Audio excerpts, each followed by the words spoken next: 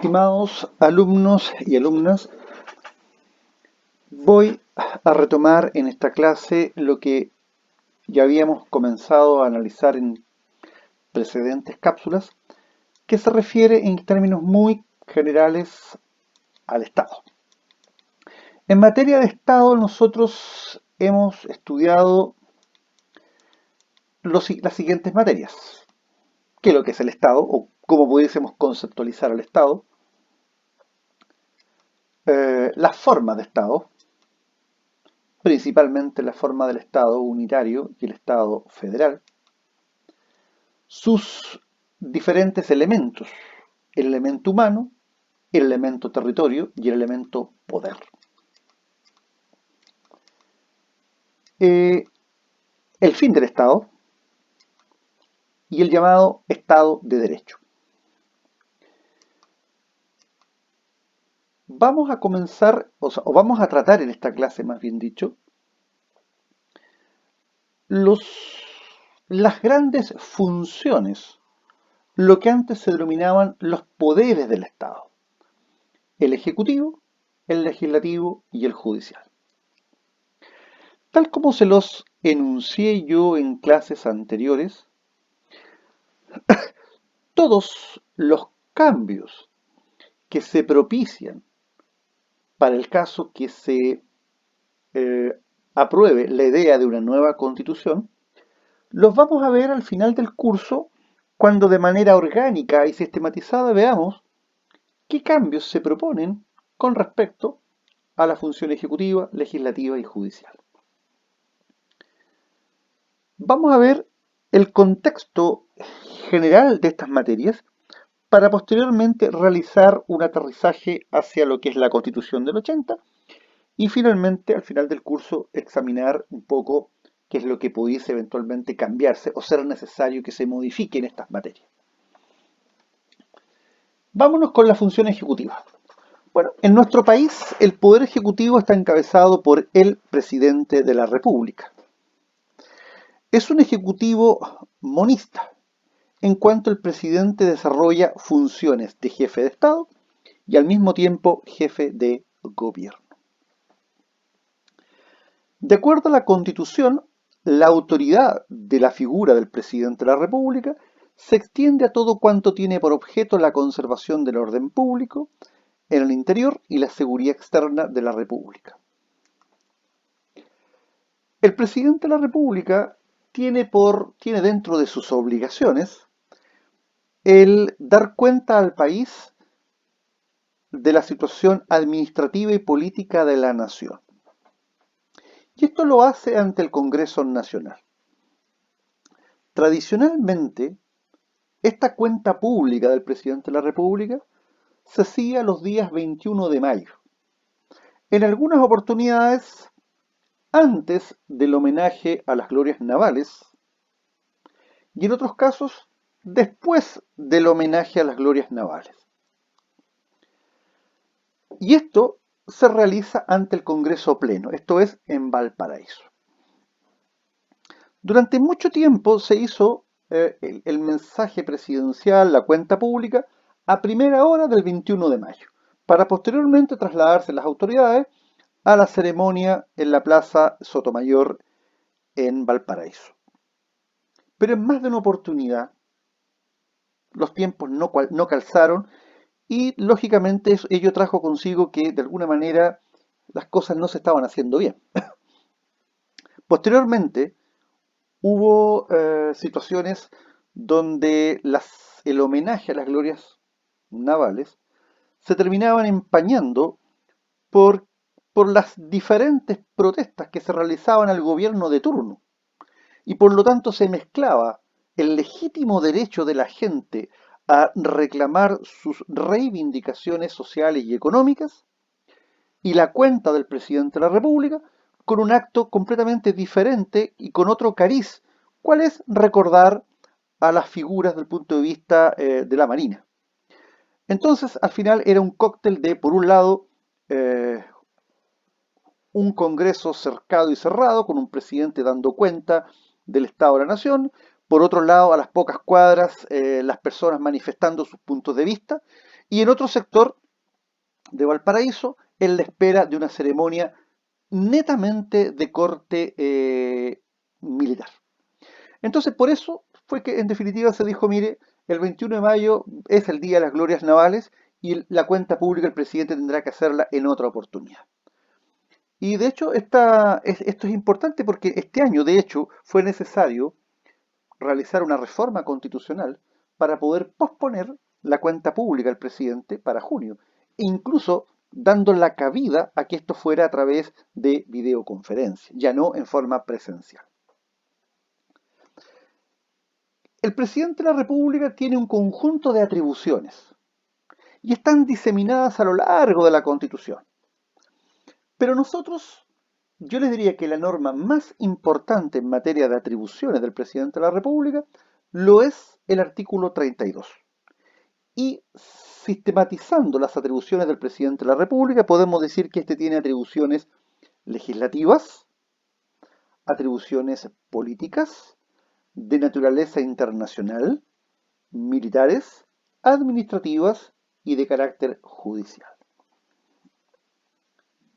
Vamos a dar algunos ejemplos de estas atribuciones en cada uno de estos ámbitos para que ustedes se vayan dando cuenta que esta idea del presidencialismo fortalecido, según otros presidencialismo autoritario, presidencialismo exacerbado, es una realidad, no es una falacia. Atribuciones legislativas, a lo menos un par de ejemplos. El presidente de la República tiene la facultad de concurrir a la formación de las leyes, proponerlas a través de un mensaje, sancionarlas y promulgarlas. Y al mismo tiempo ejercer la llamada potestad reglamentaria, es decir, la facultad de dictar normas encaminadas a implementar las leyes, como por ejemplo los reglamentos. En materia de atribuciones políticas, el presidente de la República puede declarar los estados de excepción constitucional. Recuerden ustedes que estamos viviendo bajo uno de ellos, que es el estado de catástrofe, en los casos y en la forma que se señalan en la Constitución. En materia de atribuciones militares, él tiene la facultad de designar y remover a los comandantes en jefe de las Fuerzas Armadas y al general director de Carabineros. Es interesante este tema porque la Constitución del 80 establecía que el presidente de la República no tenía esta facultad. Y muchos presidentes de la República, antes de la reforma del año 2005, no pudieron remover a los comandantes y jefes de las Fuerzas Armadas, no obstante que habían motivos suficientes para ello. El poder civil ha de estar siempre por sobre el poder militar. El poder militar tiene que estar supeditado al poder civil. Y evidentemente en una democracia no es posible que las Fuerzas Armadas tengan cúpulas inamovibles.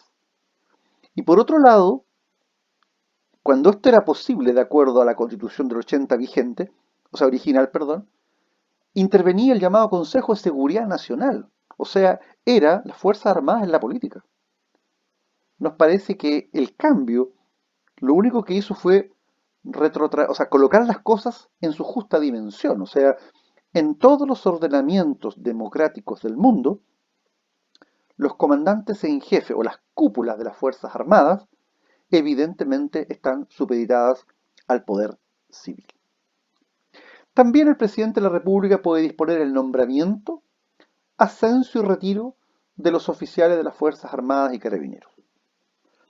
En materia de atribuciones internacionales, el presidente de la República es quien conduce las relaciones políticas con las potencias extranjeras y los organismos internacionales. Designa a nuestros embajadores, ministros diplomáticos y representantes a organismos internacionales, como por ejemplo la OEA o la ONU. En materia de atribuciones administrativas, el presidente de la República puede nombrar y remover a los ministros de Estado, a los subsecretarios, intendentes y gobernadores, al igual que a los funcionarios que la ley determina como de su exclusiva confianza. los jefes de servicio, Tesorería General de la República, Servicio de Impuestos Internos, por ejemplo, Televisión Nacional de Chile, Codelco, Banco del Estado. Ejerce además la potestad reglamentaria en materias propias, no propias del dominio legal. En cuanto a las atribuciones judiciales, el presidente de la República nombra a los magistrados y fiscales de la Corte Suprema, de las Cortes de Apelaciones y a los jueces. Nombra un cierto número de integrantes del Tribunal Constitucional. Nombra al fiscal nacional del Ministerio Público. Puede otorgar indultos particulares en los casos y formas que determine la ley. Pero, como les decía, no se agotan las funciones con el artículo 32. Hay más disposiciones que, como vamos a ir examinando en su minuto, permiten al presidente de la República tener amplísimas facultades. En materia de responsabilidad del presidente de la República, se establece que el presidente de la República puede ser acusado constitucionalmente por la mayoría de los miembros de la Cámara de Diputados en ejercicio. De hecho, a finales del año pasado, principios de este año, no recuerdo bien, el actual presidente de la República fue objeto de una acusación constitucional, que no prosperó en la Cámara de Diputados, pero fue acusado constitucionalmente. Y la acusación constitucional o juicio político es aquel mecanismo jurídico-político para hacer efectiva la responsabilidad de ciertas autoridades, dentro de las cuales está, no cabe duda, el presidente de la República. Y para acusar constitucionalmente al presidente de la República, hay que sostener que su administración ha comprometido gravemente el honor y la seguridad de la nación, o bien ha infringido la Constitución y las leyes. Quien formula la acusación es la Cámara de Diputados y quien la resuelve es el Senado, quien actúa como jurado. Actuar como jurado significa que sin necesidad de fundamentar la decisión, el senador debe votar si aprueba o si rechaza la acusación constitucional. Cada senador tiene un voto. Para ser electo presidente de la República se requiere ser chileno, tener cumplidos 35 años de edad y ser ciudadano con derecho a sufragio. En cuanto a los requisitos para ser presidente de la República, me parece que, insisto, sin ánimo de entrar en una polémica que pueda resultar incluso estéril o inconducente, me parece que estoy de acuerdo con que el presidente, ¿cierto?, debe ser chileno, estoy de acuerdo con que debe ser una persona con derecho a sufragio, es decir, no tiene que tener suspendidos sus derechos ciudadanos. Me parece bien el tema de los 35 años de edad como mínimo, pero me parece que al presidente de la República, o sea, para ser presidente de la República, deberíamos exigir algo más, algo más. Creo a nivel de formación personal o profesional. No estoy hablando de que el presidente de la República sea un doctor, que sea un máster, un magíster, un licenciado. No, estoy diciendo que para ser presidente de la República se requiere alguna base conceptual mínima. Todos quienes han ejercido la presidencia de la República desde el retorno a la democracia han sido personas altamente calificadas. Pero, insisto, yo creo que tenemos que cuidar de que quien llega a la primera magistratura tenga las aptitudes, los talentos necesarios. Y para eso me parece que la edad no es lo relevante. Me parece que debería tener, no sé si exigirlo, un título profesional, un título técnico, alguna pasada por alguna especialización, es decir, alguna base necesaria. Sobre todo, por la complejidad de las materias que han de verse, sobre todo en aspectos, por ejemplo, de recursos públicos, financiamiento, tributación, legislación medioambiental y un montón de otras materias. En cuanto a la duración del periodo presidencial, este es de 4 años, y quien ocupa el cargo de presidente de la República no puede ser reelegido para un periodo inmediatamente siguiente. Es llamativo este periodo de los 4 años porque durante la vigencia de la Constitución de 1933 el periodo era de 5 años, con reelección. Bajo la del 1925 era de 6 años sin reelección. Constitución de 1980 originalmente plebiscitada, 8 años sin reelección. Retorno a la democracia, Patricio Aylwin, 4 años sin reelección. Modificación constitucional, 6 años sin reelección, Eduardo Frei, Ricardo Lagos. Nueva reforma constitucional, 4 años sin reelección, Michelle Bachelet, Sebastián Piñera, Michelle Bachelet, Sebastián Piñera. En algún minuto yo a ustedes les he dicho, cuidado con esta idea refundacional, cuidado con esta idea de que todo lo que yo hago está bien, todo lo que está hecho está mal.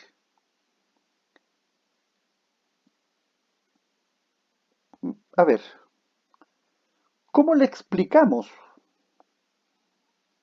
a un extraterrestre, que si los hay, y le explicamos que en Chile no nos hemos puesto de acuerdo desde 1833 acerca de la duración del periodo presidencial? En un país presidencialista. 5 años con reelección. Ahí están los famosos decenios. Luego, 6 años sin reelección. Posteriormente, 8 años sin reelección. Luego 4 sin reelección. 6 sin reelección, 4 sin reelección. Creo que si mañana vamos a entrar a discutir una nueva carta fundamental, a mi entender, y con mucha modestia digo lo que voy a plantear, creo que sería el minuto de terminar con nuestra bipolaridad. Y poder, de una vez por todas, recoger lo que ha sido la tradición histórica mayoritaria en nuestro país. 6 años sin reelección. Un periodo presidencial solo de 4 años termina siendo muy escuálido desde el punto de vista de lo que implica sacar adelante un programa de gobierno, sobre todo cuando no se tiene mayoría parlamentaria, cuando hay que negociar prácticamente todo. El primer año de gobierno, recuerden ustedes, se lleva a cabo con el presupuesto aprobado por el gobierno anterior. La ley de presupuesto se tiene que aprobar en noviembre del año respectivo y el gobierno electo asume en marzo del año siguiente. O sea, el primer año de gobierno es con un presupuesto no proyectado ni aprobado bajo la lógica de quien asume. El último año de gobierno prácticamente es un año electoral. Por lo tanto, le quedan como años para consolidar las tareas que se ha proyectado el gobierno, los 2 intermedios. Y si a eso le agregamos cosas como las que hemos vivenciado en los últimos tiempos, o como las que vivenciamos en años anteriores, un terremoto cuando un gobierno estaba recién partiendo, o crisis económicas, o crisis sociales, o crisis sanitarias, es indudable que cualquier programa de gobierno es impracticable, inviable e insostenible con ese tipo de situaciones. Por lo tanto, los 4 años se reducen mucho. En cambio, los 6 permiten hacer frente a los vaivenes de la vida y poder, de alguna manera, o sea, dentro de los 6 años, alguna instancia va a haber para poder llevar adelante el programa que llevó a ese candidato al triunfo. No debemos olvidar que en nuestro país el presidente llega a la primera magistratura por los votos. O sea, llega apoyado por la voluntad popular. Entonces, ¿cómo lleva a cabo un programa en un periodo tan escuálido de tiempo?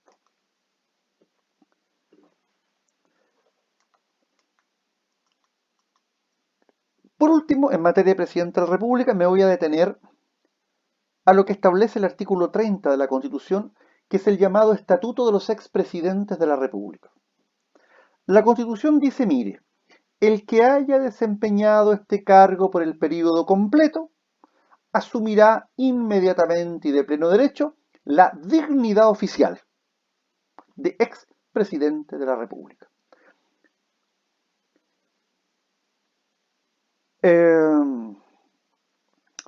¿Qué significa esto?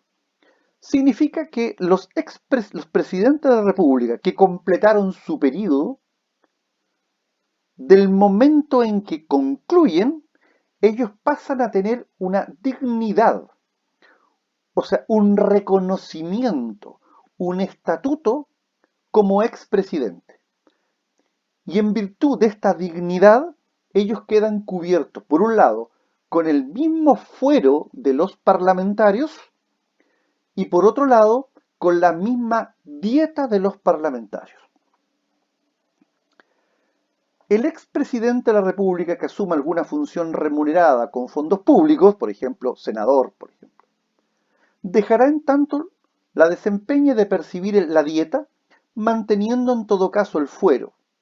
Se exceptúan los empleos docentes y las funciones o comisiones de igual carácter de la enseñanza superior, media o especial. O sea, si mañana un expresidente de la República dedica su tiempo a la docencia, perfectamente tiene derecho a recibir, por un lado, la dieta y por otro lado, a recibir su remuneración como docente. Uno de los cambios que se propician para una eventual futura constitución es la eliminación de esta dignidad.